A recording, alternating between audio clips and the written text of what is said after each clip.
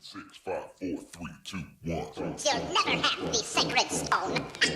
Oh, this you crazy mother.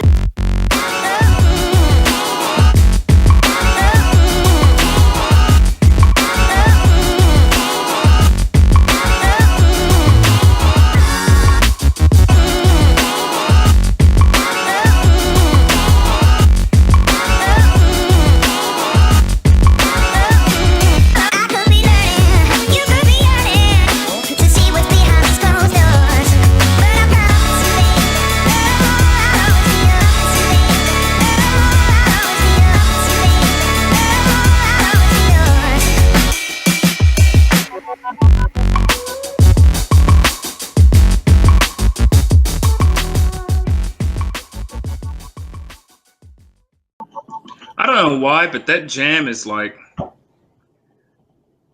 don't know. That jam gets you in the mood.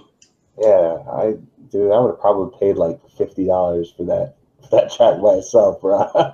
Yo, big shout out to that guy because he making some more content like that, man. I like that. Yeah, your content's worth $50. But you're giving it away for free. Yeah. No, he's just trying to get his name out there. I respect that. Look, it's kind of like us. So I respect that. Yeah, me too, bro.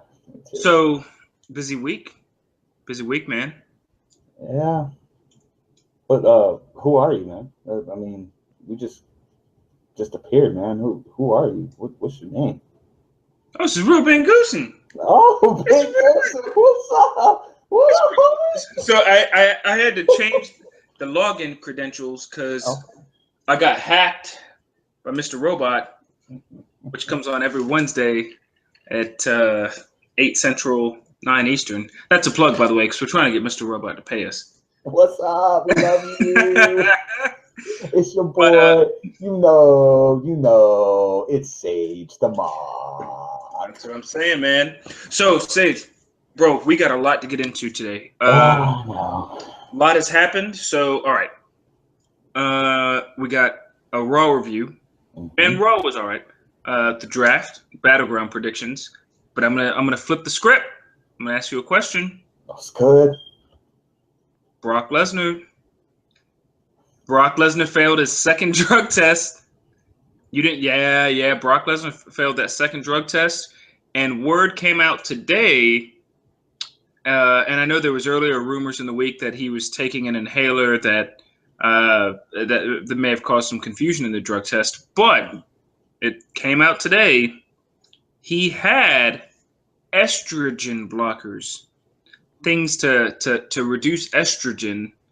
And what he had in his system was the same as what literally the medical name of it was the same as what John Jones had. So a little background for those that are going to listen to this thing. You take estrogen blockers if you have high levels of testosterone, meaning you're juicing, you're taking steroids, you're juicing, you're taking PEDs, you're taking whatever. So your testosterone goes real high and you want to offset the estrogen that's about to come in so you don't get like tits and acne and stuff. So you got to take estrogen blockers, the USADA test for estrogen blockers. So, Sage. Essentially, like breaks the, counteracts the side effects that. Correct. Okay. If you seen, it's the same as in Longest Yard. If you've seen that movie Longest Yard where Kevin Nash is getting all sensitive and emotional, it counteracts all that stuff. But so where does Brock go from here? Terry Crews. No, it was Kevin Nash because Terry Crews was Cheeseburger Eddie. That's right. No need between these buns. Yes, yeah. Oh man. So where does Brock go from here? So unless he appeals this, he's done with the UFC. He'll be 41. He'll be eligible at 41 to fight, and by then he doesn't have anything else to prove. And with him being a part-timer, I was reading some reports that the wellness program that the WWE has doesn't really apply to part-timers. It's only for regular talent.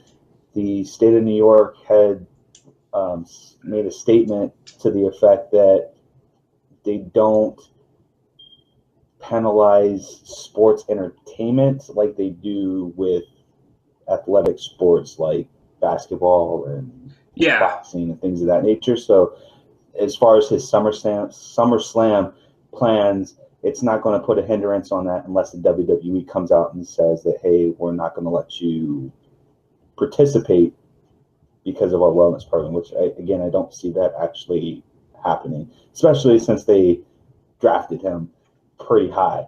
So, which we'll get into in a minute. Which we'll definitely get into in a minute. So that's the thing is, I wonder.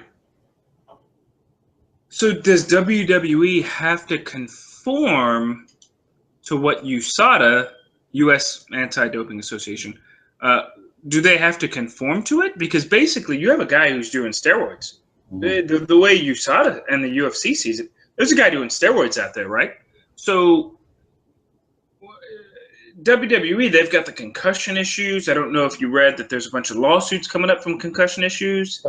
They have all this medical stuff coming up, and they want to be seen as legit, especially since John Cena was just on the ESPYs.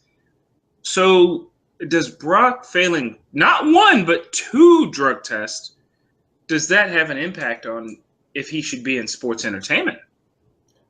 So the way, like I said, the way that New York kind of spelled it out is that it's really on a state by state basis, whether or not the state wants to enforce that. I guess basically how they see it is if it's a legitimate sport or if it's, again, sports entertainment.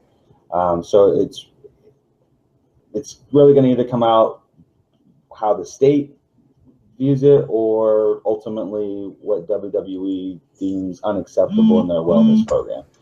It's going to be interesting to see. I'd be interested in listening to the next earnings call or shareholders call meeting to see if that's even addressed in that. Usually those kind of things do come up because those are concerns.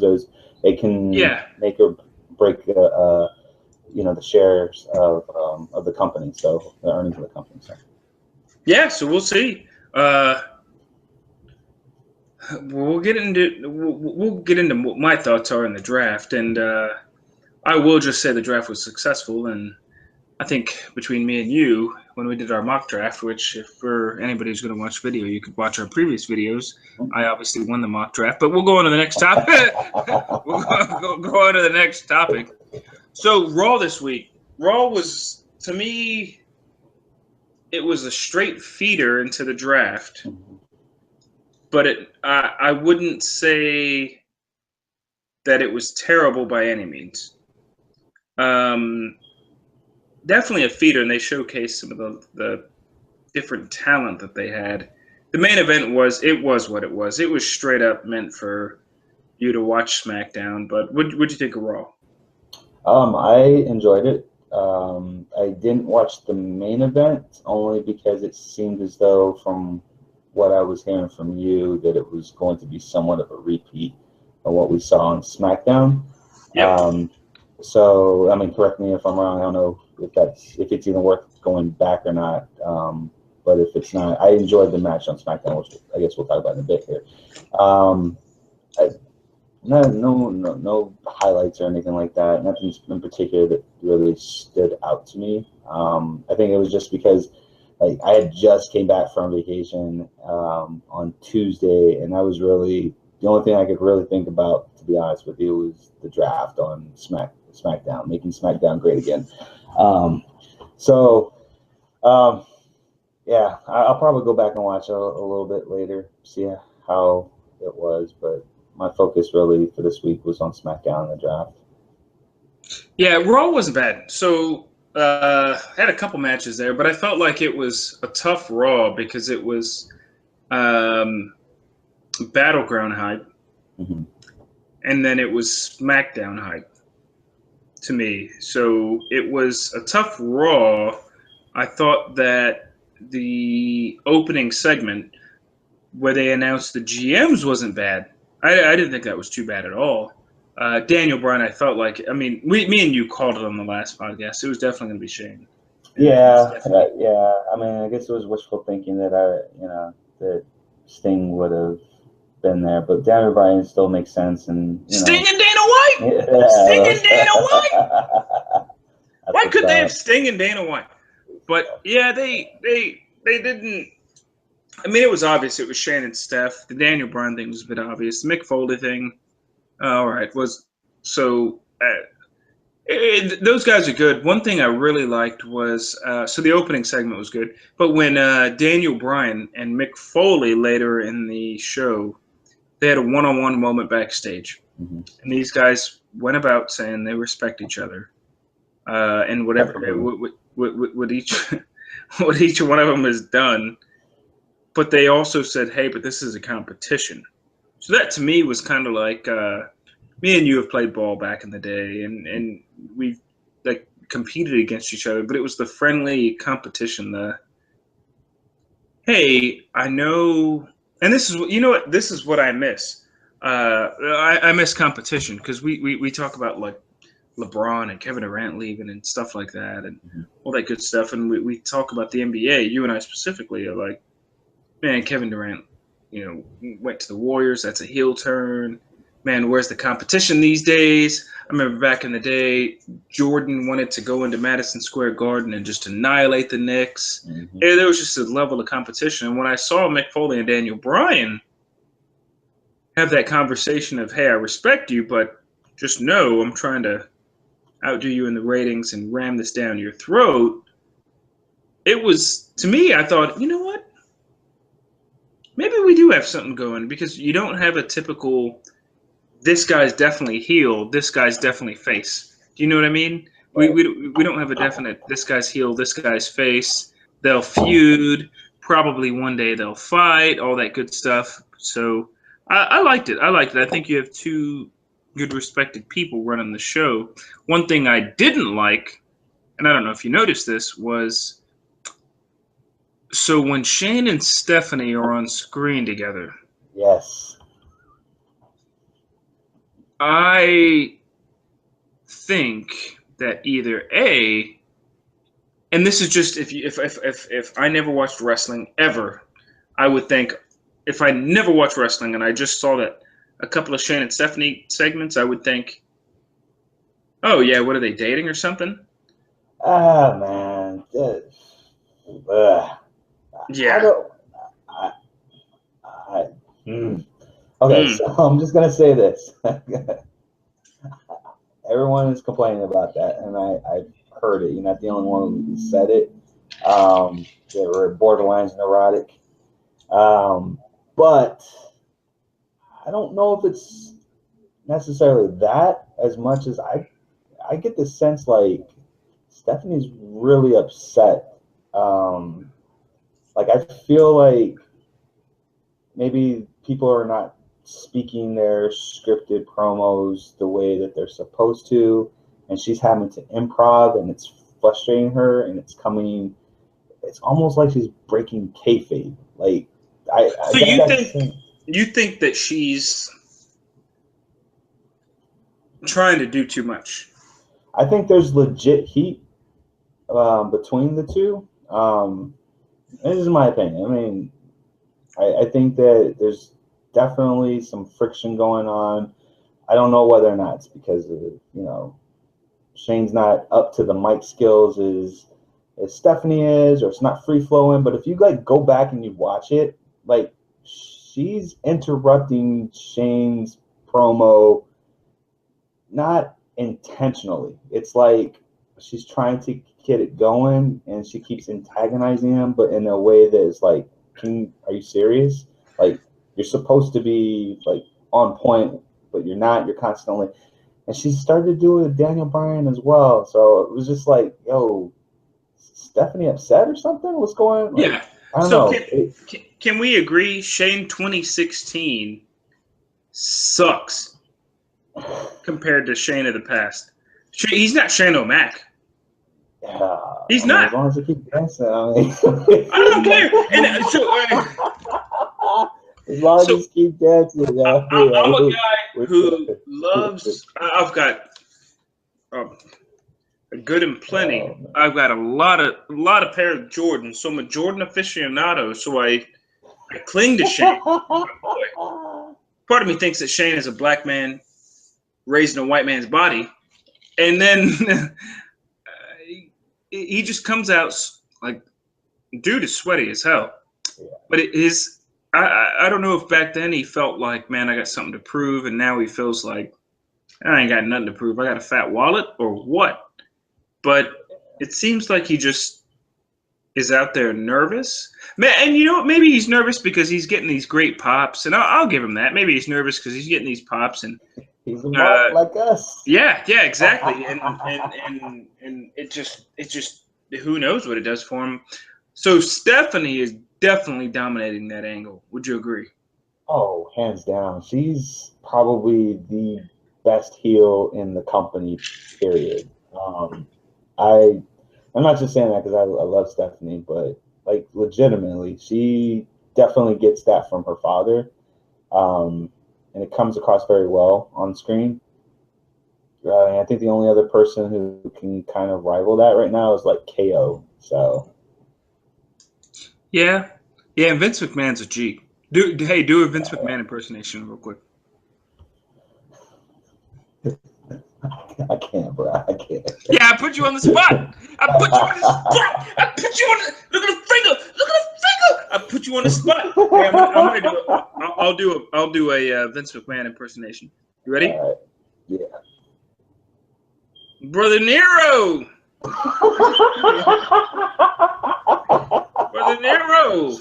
Shout out to my boy. You will not make this jump, baby. Oh man, we haven't even gone super live on these podcasts, and no, but we're getting some love, man. So shout out to at Hey It's Marco SV for showing us some love on yes. And for the Yeah. record, on a couple things, like I don't know, I know you have your phone on you. I just text you, so check your text real quick. Gotcha. I just text you something in regards to the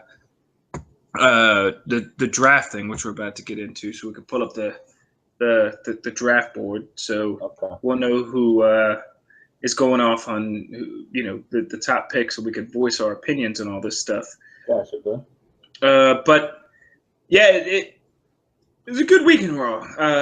Today is Wednesday. I didn't watch the Cruiserweight Invitational today, but I'm gonna watch the one. And Cruiserweight. I'm with you. I haven't watched that yet. I'll watch that as soon as we're done here today. Yeah, and we'll wrap up. And what's funny is, so whoever ends up watching this thing, I don't know if anybody will or not, but the last time we did a podcast, John Jones got popped for doing drugs when we did some UFC predictions. So right after I went off on him. Yes, so exactly on how he's a knucklehead.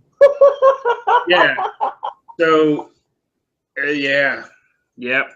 So, all right. No secret. The draft was huge.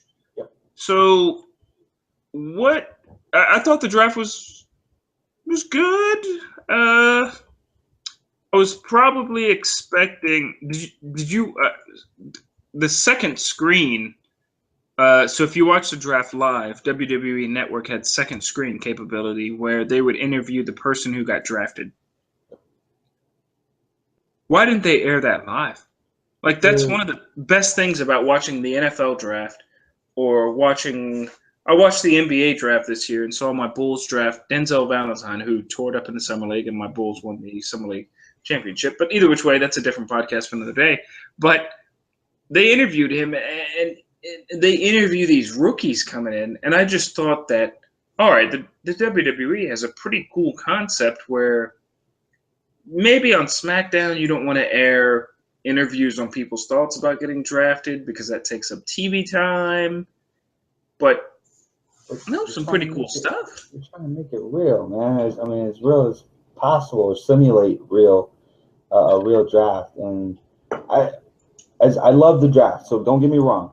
I love the draft, and I know this is going to come out as me shitting on the product, and I'm not. But I thought the presentation just fucking sucked, man. Like, dude, one thing, like, person gets drafted, you're only going to show, like, a screen cap of them, and that's it? Thank you. Yes. Come on now. Yes. Have them come out to the ring or something, hand them a T-shirt or something. I mean, you're doing it 5 at a time anyways. Might as well, come on, man. And then dude, I'm just gonna say this, dude.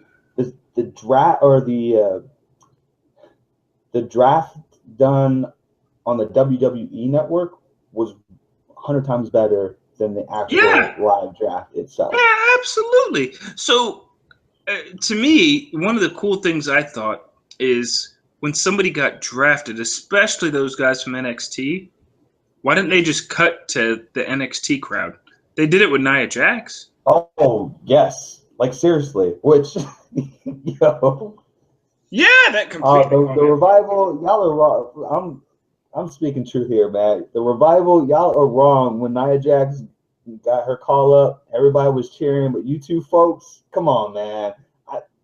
Y'all are wrong for that. Y'all should have given her some props too, because you know as hell she'd be giving you guys props when you guys get the call up. But I still love you guys. Yeah. No flips. So, what did you think of the draft overall? Like, especially since we just had a draft in what was it, 2008, 2009, but we just had a draft back then. So, tell me your overall thoughts on the draft. Not necessarily like I mean, there's the picks and all that stuff, but what was your thoughts on just the draft as a draft in and of itself? Um. So I enjoyed the draft. I love the concept. I think it's you're shaking things up. The only gripe that I had was one again the presentation was just it was terrible. Two, why the fuck is Michael Cole a commentary on this thing at all? Like I felt like I was Yeah. watching Raw when he was talking. It was just terrible. Morrow was doing wonderful and until Cole started speaking and it just that kind of annoyed me. The other gripe that I had was the placement of some of them were just completely not realistic. Like I get the Kevin Owens one for the sake of what they did on the network. I get that, but you could have at least placed him just a tad bit higher, make it a little bit more believable. And putting him, I think he went like below Kane or something like that. Which I mean, it was something ridiculous like that, or below the Miz and Maurice, or I don't know. I love the You went NXT. below Chris Jericho and Yeah, Rusev, if I yeah, remember right. it was terrible. But I am happy that some of the older wrestlers are on the SmackDown brand. Um, I think that kind of mixes it up a bit. And I know that people are like it's definitely lopsided, right? Raw's definitely got the better roster right now, and I emphasize that right now for a reason which we're going to get into in a bit here. But No, speak your mind, man. yeah, so ideally, what I think is going to happen is that we got 33 wrestlers on Raw. We've got 26 wrestlers on SmackDown. I think they're going to backfill those 26 with NXT wrestlers. So we're going to see the Shinsuke Nakamura's come up. We're going to see the Asukas come up to SmackDown first Don't and not even Raw. get me started on Shinsuke Nakamura not getting drafted. But I think that it's going to be. I think there's a reason for that, man. I think that when we come to WrestleMania, it's going to set up the Balor Club versus the Bullet Club kind of thing. The new version of the Bullet Club. I can see that. So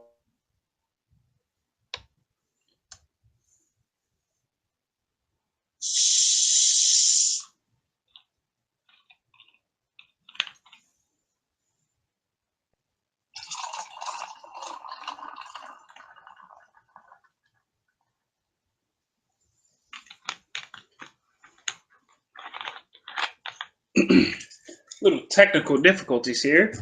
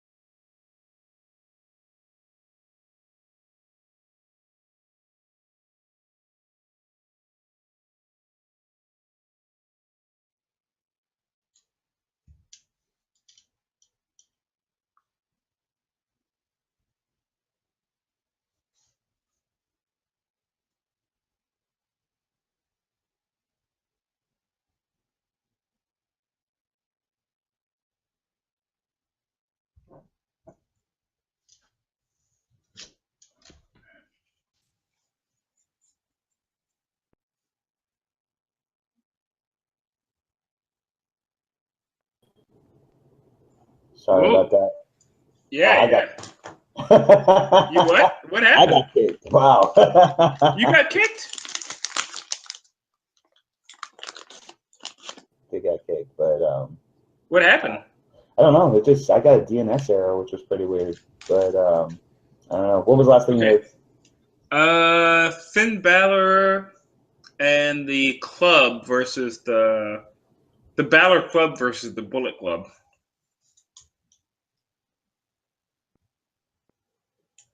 The new Bullet Club. Yeah. So I think it'll.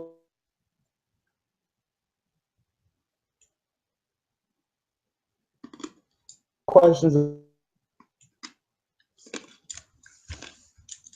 They're not floating. Are we creating new belts? What's the deal with that? Yeah. Still got a big gap in the women's division, which I feel like if you're going to go the cruiserweight with Raw, you should have went with the women's division or the tag team divisions exclusively to SmackDown. I felt like that would have been more of a competitive advantage. So just I feel like it was great. It was a great spectacle, but we still don't know. We still won't see the fruits of this event until at least starting next week. And that's the thing is I don't know if so they left a lot of things unanswered. So is there one champion?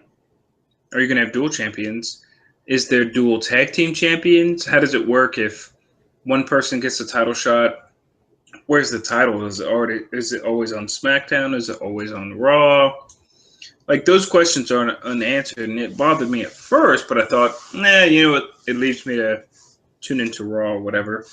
So I thought it was good. The only thing one of the things that bugged me is that AJ Styles went to SmackDown without the club. So that basically means AJ Styles is done with the club 100%. He's just going to do his own thing, and rightfully so. He can. He'll be fine. But does that mean? I mean, you have to have a Finn Balor the club segment, right? Eventually, I mean, you would. It leads up to that, you know, with Finn being on Raw and Gallows and Anderson on Raw as well. One would only think that yes, they're going to go and they're going to do the Balor Club. Think about it, man. They on NXT they spent so much money marketing Balor Club worldwide. Why would you not continue this trend with having a club? Obviously, I went out and marked out and bought the shirt. You sold out. You sold out. Brother Balor! Yeah. So I'm interested to see if Finn plays a role coming this Sunday, which when we get to the predictions and stuff like that, we can talk about that too. So you want to just roll through the, who went where? Yeah, go ahead. You do that, and then we'll just kind of real quick, because I know we got to get into Battleground predictions. Yeah. So I thought Seth Rollins, he deserved to be number one. Yeah, there's no question about that. So, we'll start with SmackDown. So Seth Rollins, number one, I think, which everyone predicted. I had Sasha going at least second or third, so I was kind of shocked not shocked in a bad sense, because I'm definitely an advocate for women's wrestlers, but Charlotte going second in the Raw's pick, I thought that was very bold and very positive. So Charlotte, then Finn Balor. Finn, I think, was a surprise going that early. I loved it. I loved that he went that early. And did you hear the pop? When Mick Foley said we've decided to go into NXT, we've decided to dig down and look into the future. Oh man! Yeah, that definitely makes it exciting and must watch. So if you've never seen or experienced Finn Balor, you guys are in for a treat. And when you guys see the Demon, I can't wait till WrestleMania. Yeah, he's guaranteed to be right. Which, by the way, if you're listening to this, Sage and I are going to NXT next Thursday night in San Antonio, which means we're not going to see Finn Balor, which kind of sucks. But at least we're going to see we Shinsuke Nakamura. We may not see him. But yeah. All I want to see is Nakamura. That's all. Yeah. If I go there and I see Nakamura, I don't care about anything else. Yeah, I'm with you, man. I love to see him, and then Hideo Itami, and Ty Dillinger. Got to get that 10, baby. Got to get that 10. Yep. So, all right. So Roman Reigns went number 4 for Raw, ahead of Brock Lesnar, who's 5. They did confirm that tag teams were going to stick together. So New Day. Then we had Sami Zayn, Sasha Banks, Chris Jericho, Rusev and Lana at 10. Kevin Owens, Enzo and Cass, The Club, Big Show, Nia Jax. What are your thoughts on Nia Jax, son? I thought that was a good pickup. So,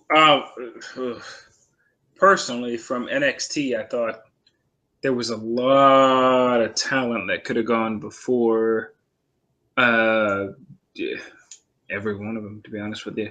I wanted to see Shinsuke Nakamura on the main roster, but after I had a few days to digest it, I realized, all right, he just debuted 3 months ago or 4 months ago at WrestleMania, the NXT TakeOver in Dallas. So I wanted him, Bailey. I mean, there's probably a good 5, 6, 7 people I can name that could easily debut up on the main roster. And then they decided to pick Mojo Rawley. So, I mean, Nia Jax, I always figured she'll be fine on her own because she's just super big, athletic, strong, just a total package. But and she deserves to be called up and all, but I just thought they would have called up Bailey before. But again, like we talked about earlier, I don't know the rules. Like, when can you just randomly sign somebody from NXT? Maybe is it just every summer, or is it anytime you damn well please, or what? But yeah, there was some weird stuff. Like Golden Truth, I think they went ahead of Darren Young or something like that. And Darren Young's fighting for the IC title this weekend. So that was kind of strange. But yeah, the draft was what it was. Yeah. Where did Black Neville go? Is he on Raw or SmackDown? He got drafted Because you can't have Black Neville and Neville on the same show. Yeah, he got drafted to SmackDown, and I can't find him on this list. No, he definitely got drafted. You're right. He got drafted to SmackDown. And that's another issue is they split the brands, but then they're starting up a cruiserweight division just for Raw. So Raw obviously got the good end of this deal, and it makes sense because Raw's 3 hours. Yeah. We'll get into that in just a second, man. We'll finish up on this Raw real quick here. Neville after Nia Jax, Cesaro, 17 Cesaro, 28 overall. This is what I was talking about. It makes no sense whatsoever. This dude should be up there with the likes of Seth Rollins, Kevin Owens, Dean Ambrose. Like, this dude, 28, seriously? Yeah. Sheamus, Golden Truth, Titus O'Neil, Paige at 21, 35 overall. Darren Young, Sin Cara, Jack Swagger, Dudley Boys at 25, Summer Rae at 26. I thought that was actually a good pickup. Mark Henry, he's on his way out. Yeah, I didn't even know he still worked there. Yeah. Braun Strowman. Yeah. But you gotta believe, homie. Yeah. 29 with the Bow Train. The Shining Stars at 30, Alicia Fox 31, Dana Brooke, and Curtis Axel 32, 33. SmackDown, number 1 pick for SmackDown was Dean Ambrose, then followed by AJ Styles, John Cena, pretty predictable. Then we had Randy Orton, Bray Wyatt, Becky Lynch, The Miz and Maurice, Baron Corbin at number 8, pretty good pickup. American Alpha. What do you think about American Alpha? Great pickup. Great pickup. So American Alphas, they're good. I probably would have called the Revival first, but yeah, they're good. They're good. They got a good tag team thing going. Yeah, definitely agree. Kudos to those guys. They work really, really hard. Sorry to see that they had such a short run as tag team champs, but I think that this is the reason why. They definitely. Chad Gable is just amazing, and he brings so much depth to Jason Jordan. So I agree. So after that, we had Dolph Ziggler, Natty, Alberto Del Rio, the Usos, Kane, Kalisto, Naomi, number 16. Notable that we didn't get Tamina drafted. That's weird. Yep. And Luke Harper. Or Luke Harper, yeah. We got the Ascension at 17, which I think this is good for the Ascension. This gives them an opportunity to be kind of repackaged or rebranded or be more of a credible threat. Yeah. Because whoever the writer was that signed off or thought it was a good idea for them to shit on old legends, or legends, I should say, that have done their time. That was just bad for them, and I think that ruined their career. So hopefully they can come up from that. We got Zack Ryder at 18.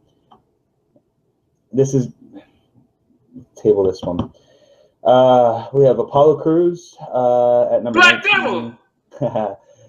My girl Alexa Bliss. I'm interested to see which Alexa Bliss we're going to get. We're going to get a face, which I hope not. I hope we get the heel Alexa Bliss because she's amazing as a heel. She's great as a manager as well. She's a total package. Breezango. You wanna tell me what the psychology with number 22 was? Oh, I don't know who number 20 was. That we're talking SmackDown? Yeah, SmackDown. All red everything. All red everything. Eva Marie? Yes, sir.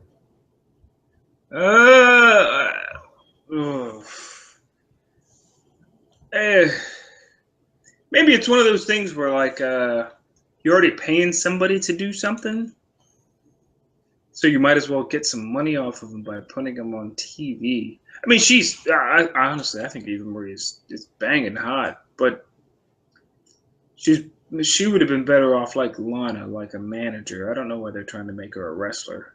Dude, the heat that she gets is just insane. That's awesome. As a manager, that would have been great. As an in-ring performer, I don't know. I don't get it. Know. And I want her to get better. Don't get me wrong. I think that if she could be better and more athletic in the ring, that she would be great as a heel. But like, I can't, man. I can't. Mind you, she went 51, so she went ahead of the Shining Stars: Alicia Fox, Dana Brooke, Curtis Axel, Vaudevillains, Eric Rowan, Mojo Rawley, and Carmella. So I don't know. I mean, I guess that's a good spot for her, whatever. But so I mean, that's pretty much it. So some notable ones that are not here. Harper, no Undertaker. Bailey. Triple H. Yeah, Bailey. Triple H. Triple H, I get that. But no Bailey. That's kind of suspect to me. I feel like they could have pulled the trigger, but I think that they're just waiting for Sunday to pull the trigger on her. Oh, we'll see. So, but yeah, man, that's the draft. Definitely one-sided. Raw has the advantage, and I don't know if this is like. I'm assuming this was all scripted, but if it wasn't, I mean, it is what it is. Yeah. So I'll still watch SmackDown. I'm a big AJ Styles guy, so yeah, I'll definitely watch SmackDown too, man. SmackDown's gonna be great. You really hope he. Well, I was gonna say I really hope he beats John Cena at Battleground, but no, they're in a tag match. So for Battleground predictions, I know John Cena and Enzo and Big Cass are fighting, and there's a couple of other matches on there. So, do you want to get into Battleground predictions? Yeah, let's start, man. So it looks like the first matchup is the tentative first matchup is going to be Sasha Banks and a partner of her choosing or to be named versus Charlotte and Dana Brooke. I think this is going to be a fantastic match. I know that most of the IWC is not too keen on Dana Brooke, but I'm a Dana Brooke guy. I love Dana Brooke. I loved her when she was in NXT, and I thought that's where she did her best work. I feel like the confidence may be a little bit shooken coming to the main roster. I don't think that Charlotte's the right chemistry fit for her. I think once Emma gets back and once she comes back, Dana's going to just excel. And we'll see. Yeah, we'll see her. But who do you think Sasha's partner is going to be? I'll be right back. Okay. It's gonna be me. It's gonna be me. Hang on. You got this. No, I don't think it's gonna be Bayley like people think. The draft already happened, but no, I think it'll be. Did Paige get drafted to Raw? Paige did get drafted to Raw, but we already saw that combination. We saw Paige and Sasha. We saw Natty and Sasha. We saw Becky and Sasha. I don't think you take a chance, and this is my opinion, I don't think you take a chance of teaming her with someone who doesn't work. And remember that other people have tried to team up to beat Charlotte in these types of scenarios, and that never panned out either. So it's got to be someone. Sasha's definitely going over in this. Maybe it'll be Ric Flair. How? Ooh, that's a pretty good pick. I like that. Yeah, maybe it'll be. Just goes.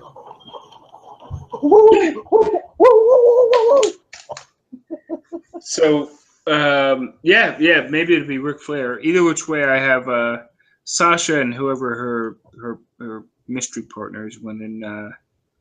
Let's see, what are the other matches? Oh, speaking of women, Becky Lynch and Natalya.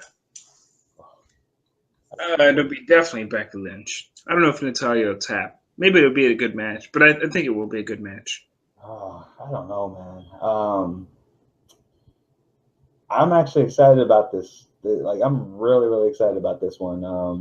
Because both of them are very physical wrestlers, and and yo, I close my eyes and I still see that Natty beat down that she gave to Becky Lynch. I'll just mark the hell out of by that. 4. So I think that's going to be good.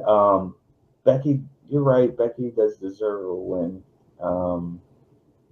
But I haven't seen her. I literally only maybe seen her once or twice because of the edits from Hulu. Yeah. So I don't know if her character persona has changed any. I think she's due a win, but I wouldn't be surprised if Natty comes away with a victory on this one. Okay. Yeah, I could definitely see that. The New Day versus the Wyatts. Yes. I think the Wyatts are going to win and come off strong because it's a non-title fight. So the New Day has nothing to lose, and the feud will be over by Monday because the roster's split. Yeah, and notable that this will be the last of the Wyatt family because Eric Rowan and Braun Strowman got sent to Raw. Yeah, Strowman got sent to Raw. Eric Rowan is on SmackDown, so unless they're going to bring Luke Harper back, this might be the last that we see of the Wyatt family, at least for a while, which is not a bad thing because then it gives Bray an opportunity to be a singles wrestler and to dominate the singles. Like, he's the champion between him and AJ and Dean. Those are the 3 people that you want to have the title around right now. So. Oh yeah. But yeah, I had the Wyatt I think this is a non-title. It's got to be a non-title match. I had the Wyatt family winning this one as well. Yeah, same here. What about Kevin Owens and Sami Zayn?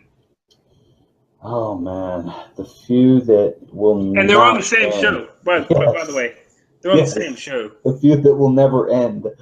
The only way this feud is going to end is if someone interferes and beats up Sami Zayn, and Sami Zayn feuds with someone else. So, who else is on this roster? Neville is on this roster, so we haven't seen the heel Neville, but it seems like it's being teased, so that would be nice to see him come in and interfere and beat up Sami Zayn.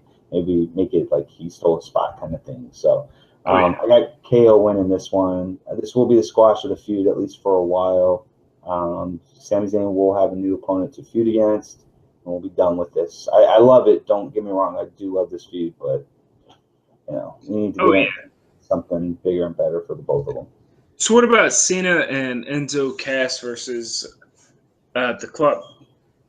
Yo, I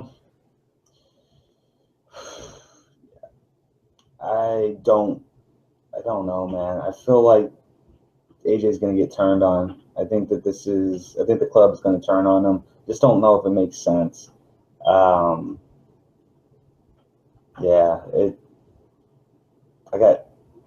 don't know, man. Maybe double DQ or something. I don't know. I don't care really who wins this match. I just know that they're gonna have to conclude AJ parting ways with the Club, and I think the only way that you do it is have Finn Balor come in and interfere. So what about the Miz versus Darren Young? Because I would love to see Darren Young win it, but I don't think that's gonna happen.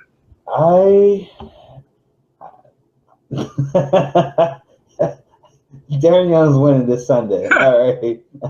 You don't just give someone the cross-faced chicken wing, which, by the way, Mr. Backlund, you still owe me the cross-faced chicken wing on Mr. One Vince Kennedy McMahon. So don't think I didn't forget about that. Darren Young is winning this one. We're making Darren Young great again, and he will be the new Intercontinental title holder. Oh, wow.